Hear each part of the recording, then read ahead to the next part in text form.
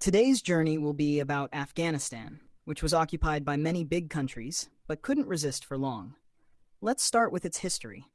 From around 3000 BC, settled populations, likely connected to Iranian tribes, lived in Bactria. At the same time, Zoroaster was born in this region, and Zoroastrianism spread to the world from here. By the 6th century BC, the region was under the control of the Medes, but in 550 BC, the Persians defeated the Medes, and the Achaemenid Empire was founded.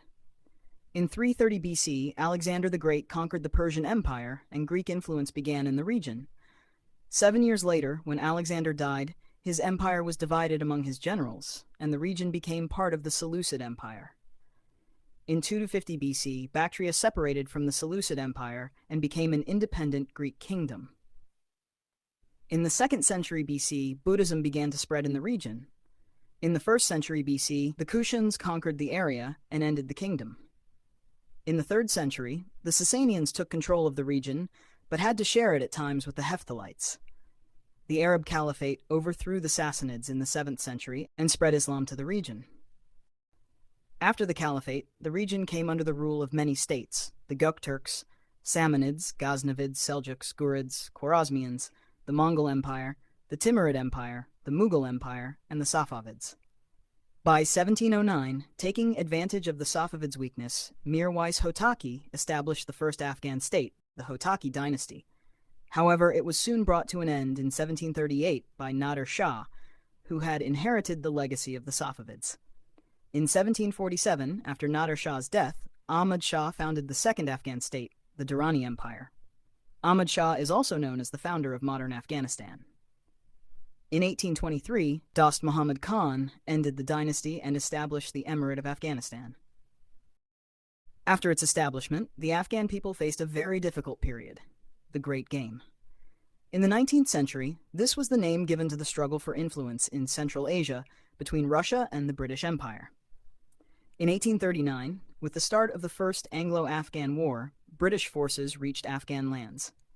The British occupied Kabul and installed a pro-British ruler, but after 3 years, the Afghans inflicted a huge defeat on the British. Only one person survived out of 16,000 people. In the Second War, despite the Russians' growing influence in the region, the British launched a three-pronged attack in 1878.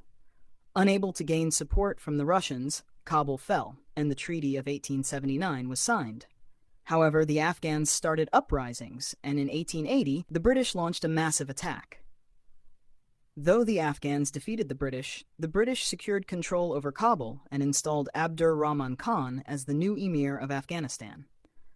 As a result of the Second War, the British did not interfere in Afghan internal affairs. However, Afghanistan's foreign policy was left under British control.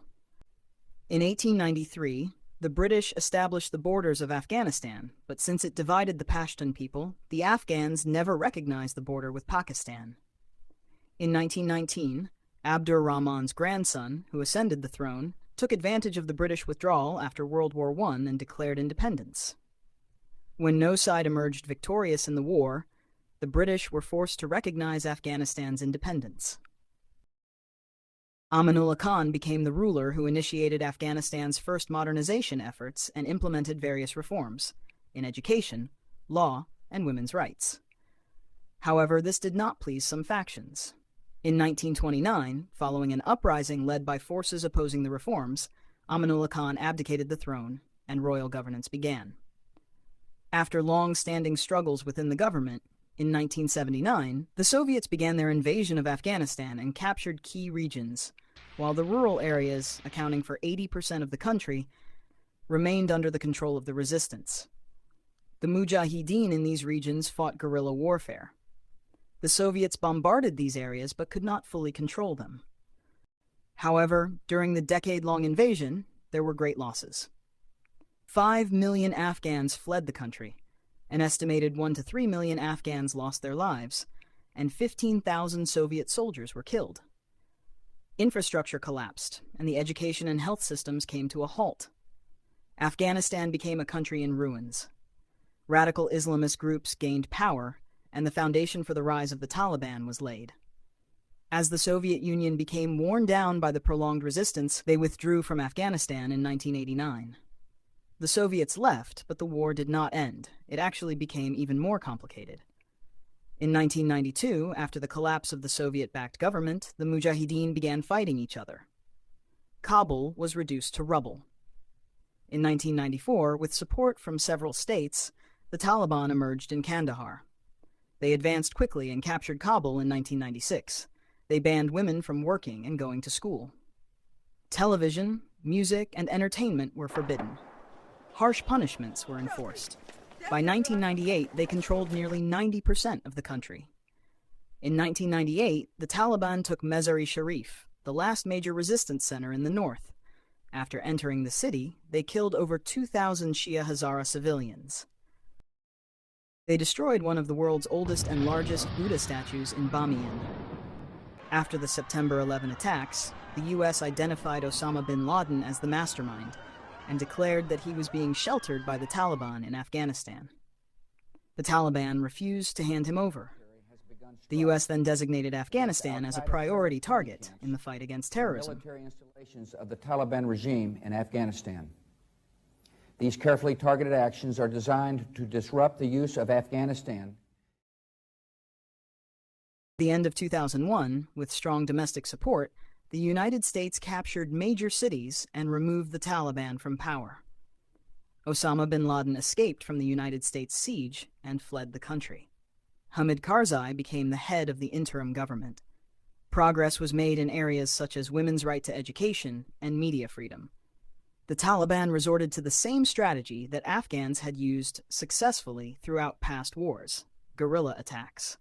Weakened fighters retreated to Pakistan, particularly to the Pashtun regions, regrouped, and continued the war in rural areas. After 2006, clashes intensified, and NATO deployed troops to Afghanistan. During widespread corruption in the country, and with many civilians losing their lives in U.S. airstrikes, the Taliban gained support from the people in some areas. Bin Laden was killed in 2011 in Pakistan, and we can say that the United States withdrawal started. The United States has conducted an operation that killed Osama bin Laden, the leader of al-Qaeda. The Taliban continued to grow stronger. In 2015, ISIS's Afghan branch, ISIS Khorasan province, began terrorizing the region, but they could not stop the Taliban's rise. During this period, the Taliban had already started seizing territory. In 2017, the Trump administration came to power and openly acknowledged that the war could not be won. Direct negotiations with the Taliban began, and eventually the Doha Agreement was signed in 2020. The Taliban would cut ties with al-Qaeda and other groups. Afghan territory would not be used for terrorist attacks. The United States and NATO would withdraw completely within 14 months. On August 15, 2021, the Taliban entered Kabul, and these are the footages that emerged.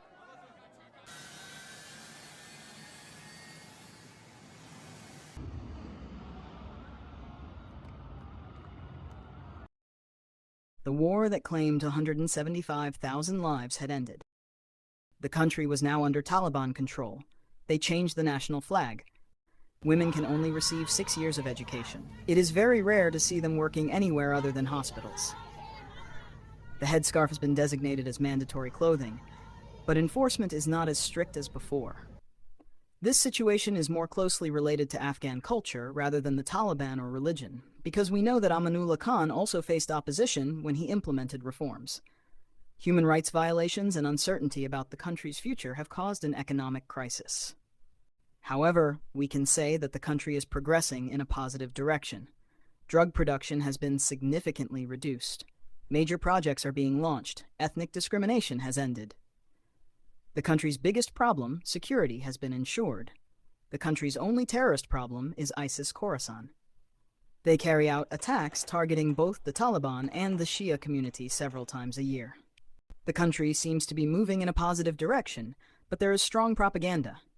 There is a lot of misinformation. For example, some sources claim that the Taliban profits from drugs, gangs, and smuggling, while others say they have completely eradicated production. We will see what happens over time. Most of Afghanistan's land is mountainous and has a continental climate, making it ideal for those who love mountain landscapes.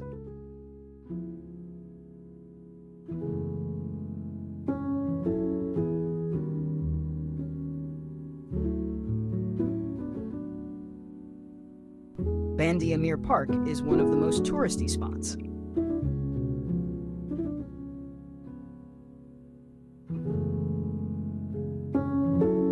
For those who love historical areas, the cities of Herat and Balkh are among the must-see places in Afghanistan.